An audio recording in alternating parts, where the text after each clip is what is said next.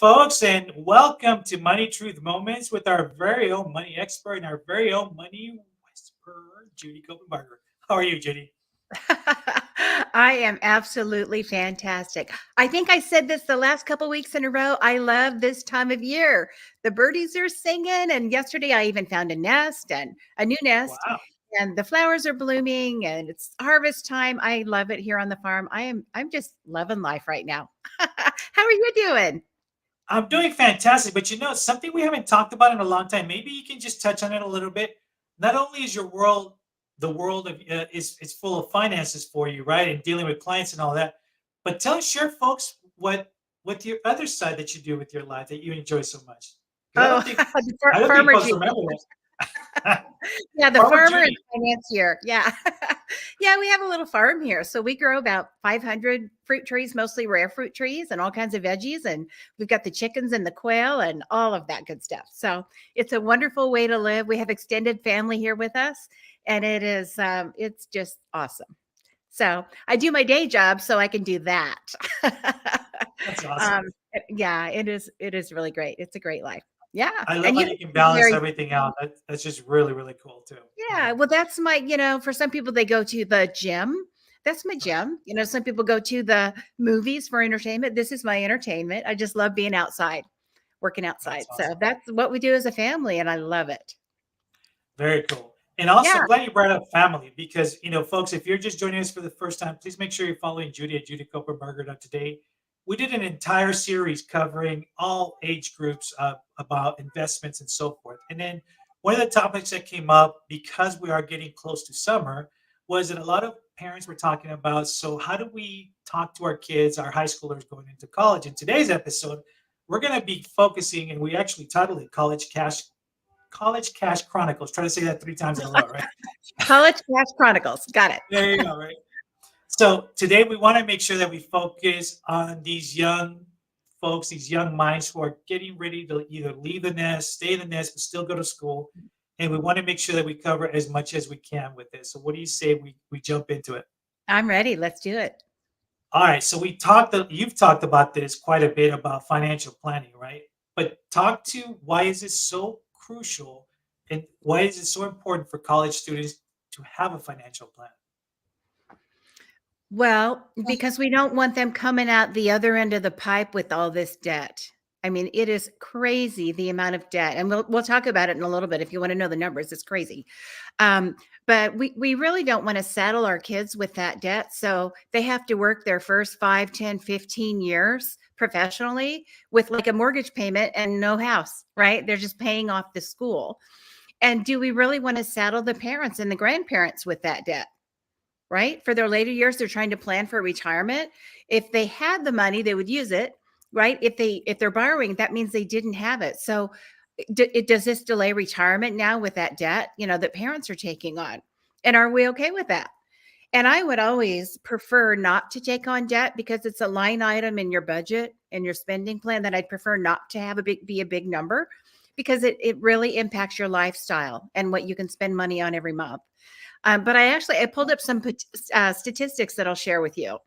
So here is what they say right now. The U.S. News and World Report, probably pretty well cited there. The average cost of tuition for this year is $42,000 at private colleges and $23,000 for out-of-state students.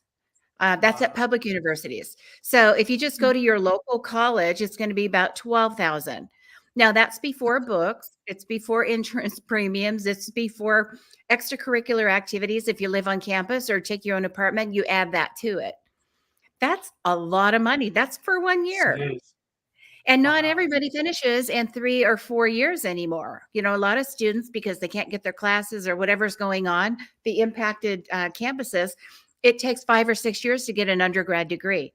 Now, I didn't vote for that. And I encouraged my kids not to do that. None of them did that, the long route. They're having too much fun, maybe. Yep. But we got ours up and out in 3 and 4 years. And part of that was really they were well prepared academically with the AP classes and the honors classes. And, there's a lot of things you can do in high school toward college if you're headed that way. And that can really cut the cost, by the way, right? Saving a whole year of tuition. even at a state school is a lot of money. So that's what the numbers are, right? So what did I say? Anywhere from 12,000 local down the street. This is average. So some might be a little bit lower, probably not much. Many could be much higher. And then 42,000 at private schools. So that's the average. So I just looked up a little while ago. Harvard now is just over 60 a year per year. And that's before you live on campus. And Wow.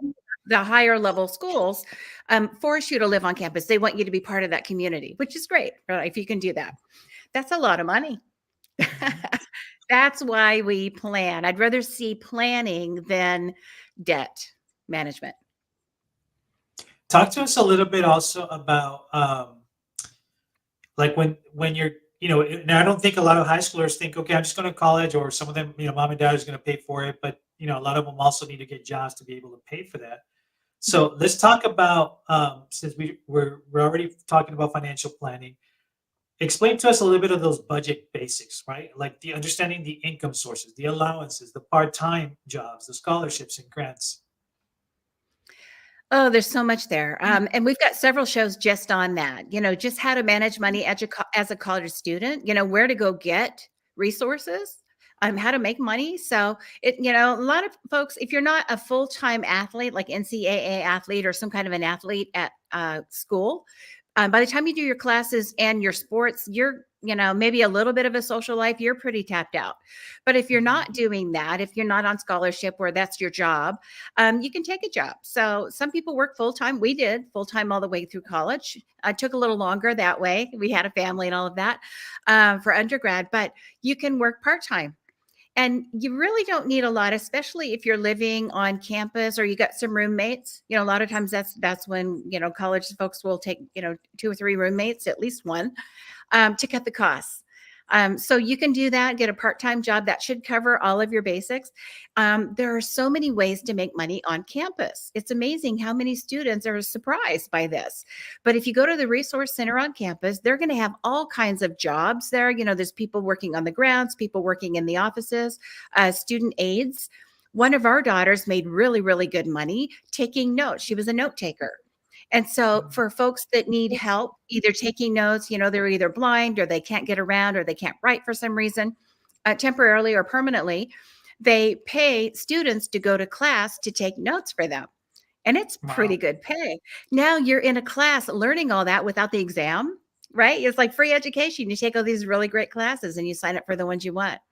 There's always really good money also in the psychology department.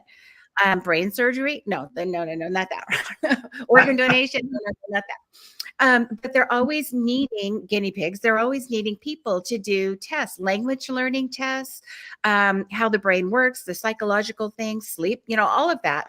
They're always needing people to volunteer for these tests they're doing, right? And all these studies that they have grants for. It's good money because they need you to participate. So if you are a student or you have one in your family, check out the resource center. There's going to be a lot of ways to get money and learn some skills right there on campus. So in your experience dealing with, obviously just from every aspect, right? Every age group, what would you say for a high schooler leaving to college? What are some of the in your experience, what are some of the essential components that they should be looking out for when it comes to their budget, a student budget? Well, college time is a time for social life, right? You're meeting new people, you're having experiences you didn't have. If you were from a smaller town or went to the same high school for all 4 years, you have your community. They were either the people you did music with, or you did sports with, or you did drama with, or you did whatever it was, your neighbors, your church group, whatever it was. So you have your little community. When you go to college, it's a good time to go, wow, everybody in the world is not like me. These aren't like my people. And so you get to try on new relationships and experiences. You might meet somebody who's really into rope climbing and you learn how to climb. It's like, well, let's go on Saturday. We'll go, to the rope climbing course. Or you meet somebody who's, plays the violin and you're like, I never got to have music lessons. Maybe I'll take a music class and learn some music theory.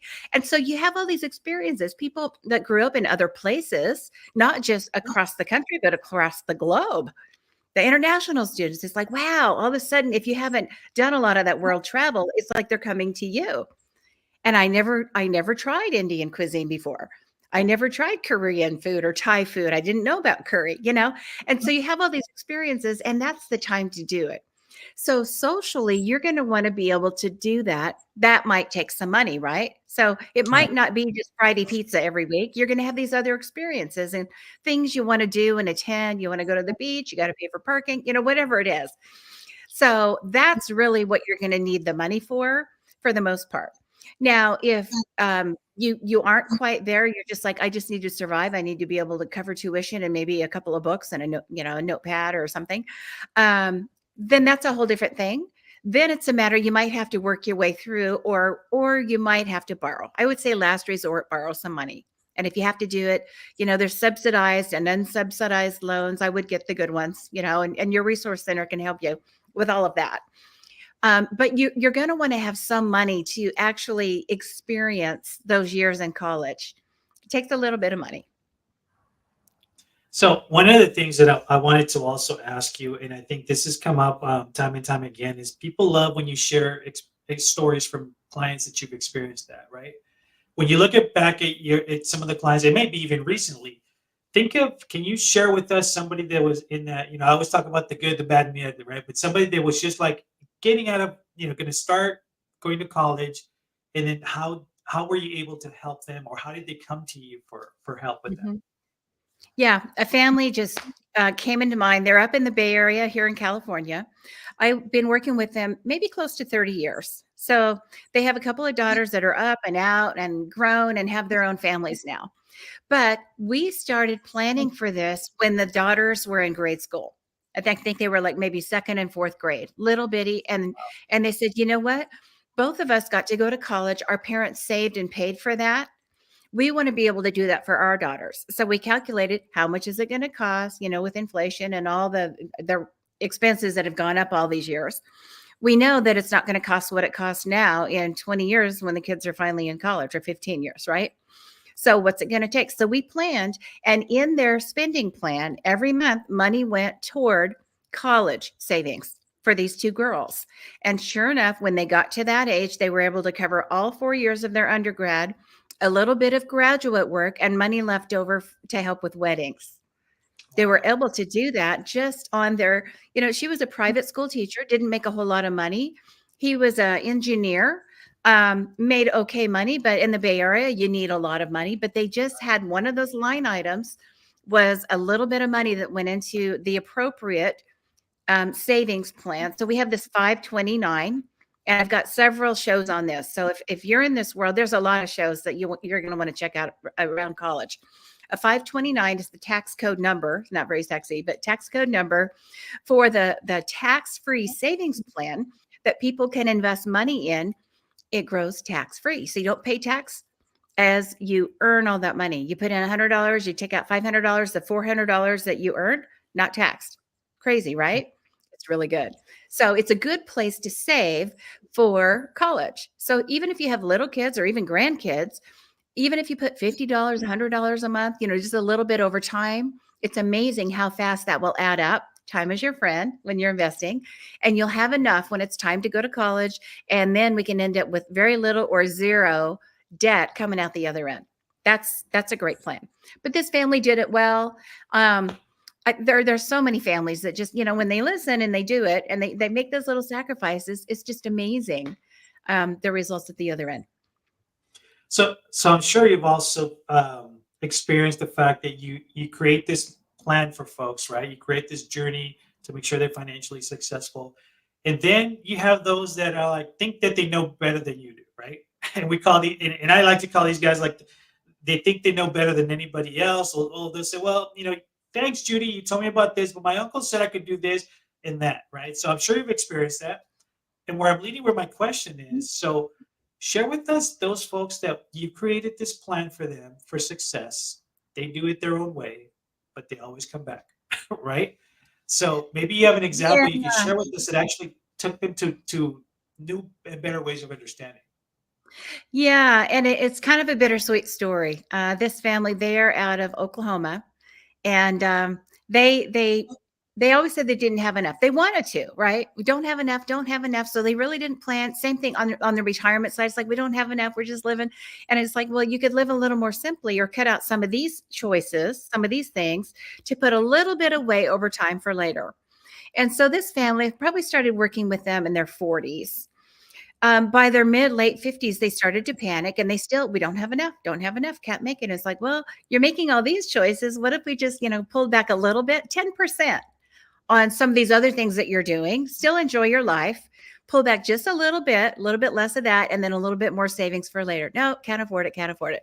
So sure enough, when they ended up in their late 60s, now the kids have come up, the kids have college debt, and now they're taking care of mom and dad because they could not retire in time, right? So dad is still working, the grandpa now is still working, wishes he wouldn't. Mom wants him home. He's not healthy. He needs to be home, but they can't afford it. Like they always could have done a little bit more, but chose not to. A little bit too much for today and a little bit not enough for tomorrow. I think most of the cases where, you talk about good, bad, and ugly, most of them that are bad or ugly, I would never hear about. They just, don't talk to me. Why would they talk to me? Right. So a lot of them probably, something worked out. Maybe they were fortunate enough to win the lottery or inherit something down the road. But a lot of them, you have to wonder, they were on this track where they just really couldn't quite get there in their mind. It was kind of like self-sabotage, right? They just couldn't quite get there. I just can't afford even 50 a month. And there are times when that is true. But sustainably, that I believe that's not true for most people. You can find it and you can always make more or do something different, right? There's always a way. I think most stories, I won't hear the bad side, but that one sticks out as, I wish I could have said something differently or communicated more clearly or helped, some people, I don't know if you can.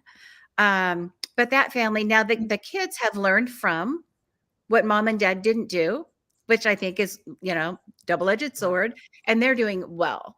And I'm not so concerned about the couple that I, was working with all these years, because the kids are doing so well, they'll be able to supplement and help them. If a health issue comes up or, if they need to help, it'll be there. So I think it's still kind of a bad story for me. And like, did I fail somewhere? Are some people just not able to get there? I don't know. But that's one that in my mind is kind of a regret that I couldn't do more. Yeah, when it comes right down to it, and I'm gonna say that's not because we do our show and all of that, but it's reality, right? Yeah. We have everything that we can do for folks, and it's up to them to cross that threshold and say you're gonna do it or you're not. At the end Yeah. of the day, it's like you do the best for them, and then if they don't, I don't want to use appreciate it, but if they don't follow that advice to success, then it's like, okay, you can't. You're where you are because you want to be there, not because of the options you were given. Yeah. And I think so many times I talk about this all the time. So many times it starts with the mindset. If you believe you can, you will. You believe you can't, you'll be right too. Right. Right. And some people that it's just so hard to get out of that mindset, maybe through no fault of their own. Maybe they grew up with, the poverty mentality. We don't have enough, can't get enough, never going to get ahead. I don't know anybody who's ever succeeded. Why would I be the one? It all starts right here. And if you Mhm. can get past that, I believe I do deserve a great lifestyle. I do deserve to have money in the bank. I do deserve to not be stressed about money all the time. If you believe that and you can get there, and I believe everyone can, right? No matter what circumstances you're in, you can do more, better, different. You Mhm. can get there. And you just need sometimes some tools, some guidance. It's like, okay, step by step, what's my next step? Which is why I'm here. This is why I do this. So people, wherever you are on the spectrum, up and down or sideways, what's my next step to get to the next level financially? What do I need to start doing? What do I need to stop doing? And all of that information is right here. We got it for you. And speaking of start doing,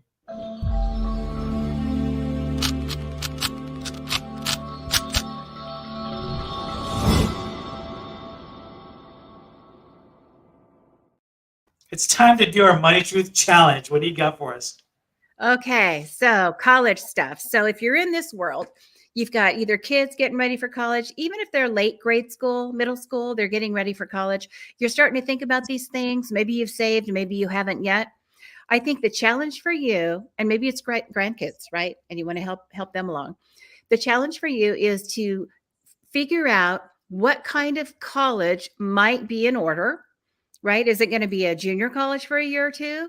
Is it going to be state school? Is it going to be, are we going to go Ivy League? We've got this really bright student that really needs to be elevated in that education.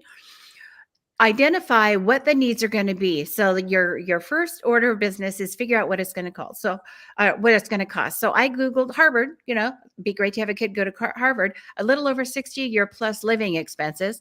How much money am I going to need and how many years from now? And there's all kinds of calculators. You can Google them. They're on your phone. Calculators that are going to tell you exactly what you're going to need then with inflation built in, right?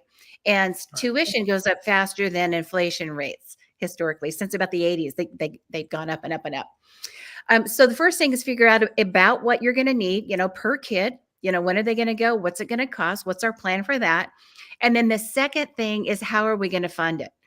Are we going to do a HELOC, borrow from our house? Are we going to borrow with a subsidized or unsubsidized student loan?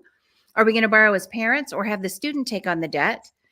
Or are we going to sell something? Maybe you have a second home, you can sell that. Maybe you don't need a second car. Maybe you've been saving already. So come up with your plan. What are you going to need first? And then how are you going to get there? And then check out the resource center at the high school, if they're in high school, or the college where you intend for them to go, and find out what scholarships are available, grants. There's so much money, and it's amazing. You can find money in the scholarship department based on your heritage, based on your we always think about the music and the athlete ones, right? But there's also civic ones. And there's ones if you're thinking you might want to go into academics, if you think you might want to go into art, if you think you might want to go into law enforcement, if you want to go in the military. There are all these different options where you can get money. There's women's clubs, men's clubs, Rotary clubs, Lions clubs, all of these that give money, maybe not even based on what you're going to study, just because you're an outstanding community member. Right? And you've done stuff to help your community. Now they want to give back. There's so much money available. You just got to find out where they are, tap in, write the little essays, right? You got to apply and get out there. So it's so possible to get through college without debt if you do a little bit of the work. And so if you've got this, late grade school, middle school kid, or even up into high school, it's time to get that done. So your challenge is that. Find the resources after you figure out what you need. Get it done. All right. And folks, if you're not following Judy, do so at judykopenbarger.today. Watch the beginning of the show if you're just joining us. A lot of great content for our college-bound kids. And please tune in Tuesday mornings at 8 a.m. The replays on Thursdays at 8 p.m. I know we've gone over our time, but this is such a great topic. We may have to extend it for the next time around. So until next time, take care, Judy. Have a great week.